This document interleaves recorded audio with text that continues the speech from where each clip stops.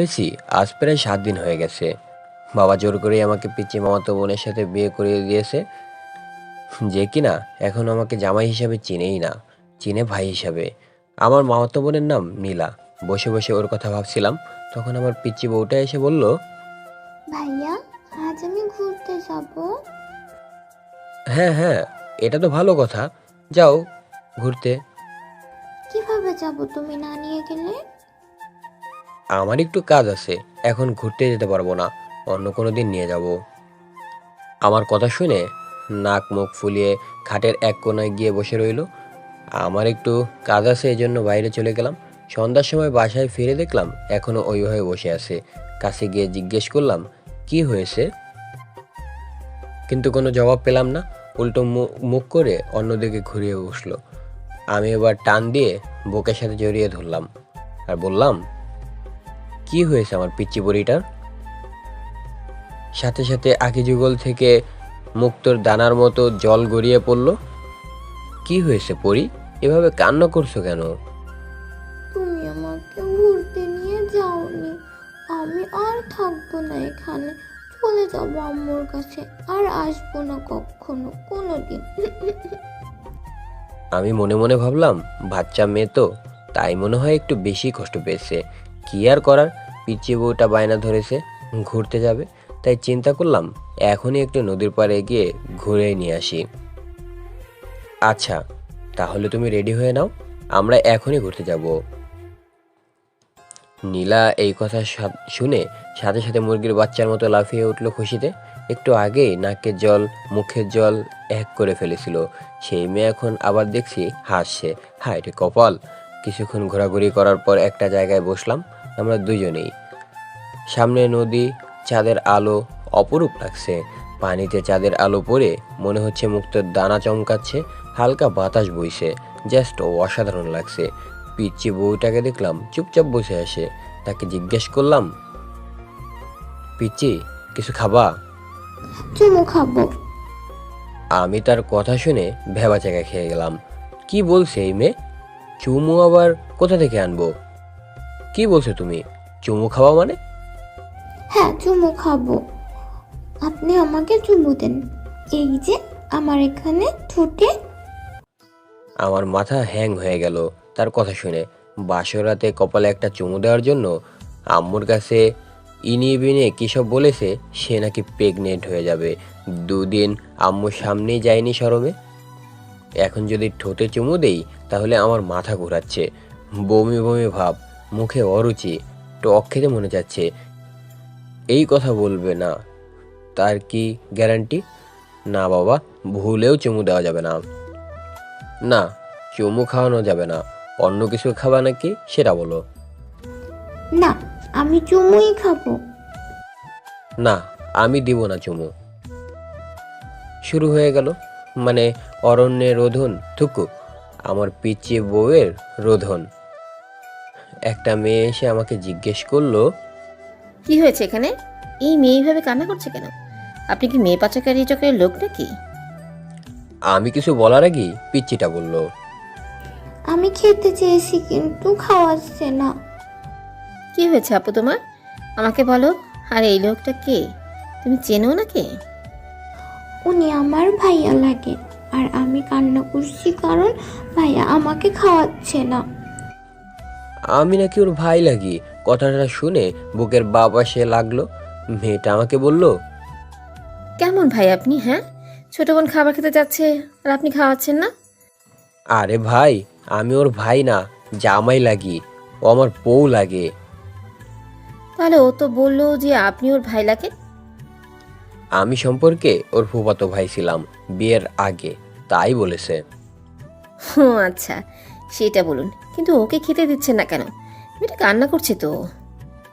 কি খেতে চেয়েছে এটা শুনলে আপনি 3 মাস পাগল হয়ে থাকবেন মনে হচ্ছে।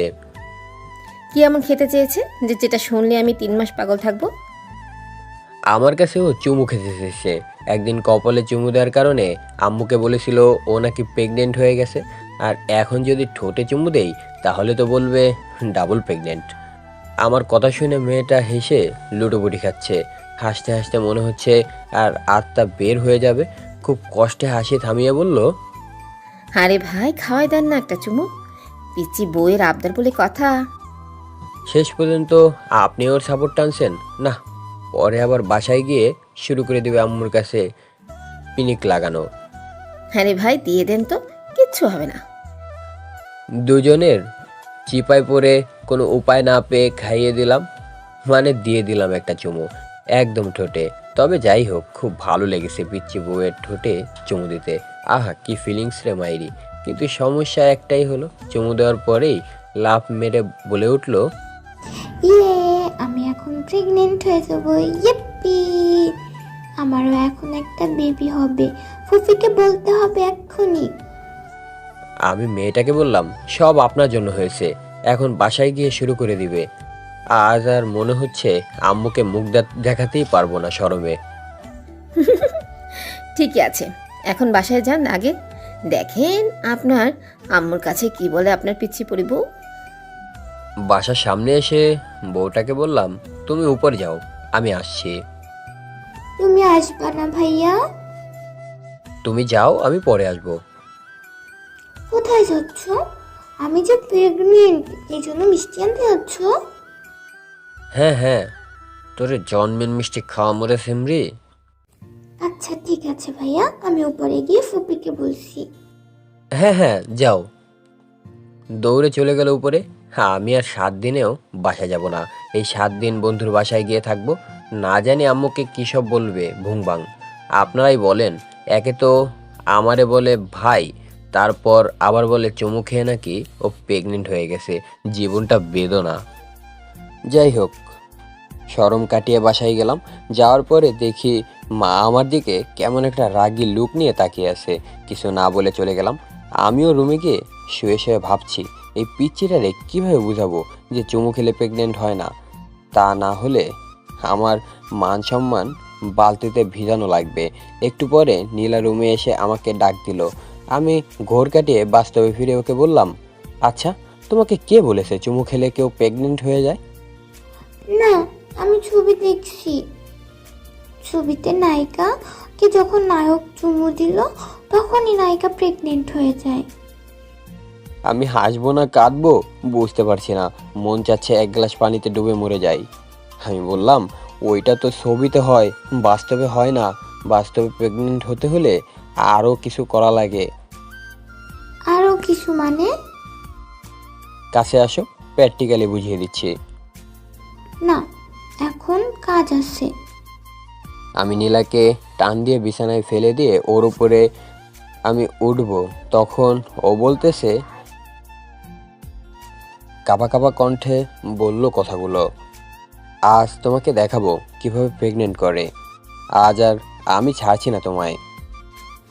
না ভাইয়া, আমায় ছেড়ে দিন। না, আজ তোমায় আমি ছাড়বো না। তারপরে ওকে আদর করে ছেড়ে দিলাম।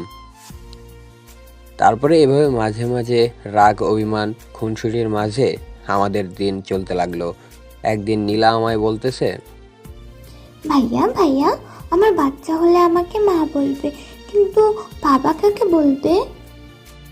কেন আমাকে বাবা বলবে? কি বলেন বোকার মতো? আমি তো আপনাকে ভাইয়া বলি, তাহলে আমার বাচ্চা তো আপনাকে মামা বলবে। এভাবে রাগ অভিমান করে আমাদের সংসার চলতে থাকে।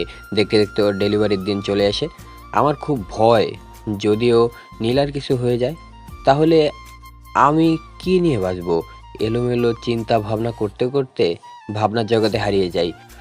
ওর সাথে কাটানো হাজারো স্মৃতি মায়ের ডাকে ঘোর কাটে। বাস্তবে ফিরি, মা বলল তোর ছেলে হয়েছে। আমি তো মহা খুশি। আমি মাকে জিজ্ঞেস করলাম, নীলা কেমন আছে? মা বলল, নীলা ভালোই আছে। আমি নীলার কাছে যেতেই, আমার বাবুটা কেমন হয়েছে ভাইয়া? অনেক সুন্দর, ঠিক তোমার মতোই কিউট। আমার বেবি তো আমার মতোই হবে, তাই না? তার মামার মতো তো আর হবে না। এমন খুশির সময় আমি ওর কথা শুনে হাসবো না কাঁদবো বোঝার মতো শক্তি পাচ্ছি না। এভাবে হাসি দুঃখ মিলিয়ে আরও একটা বছর কেটে গেল।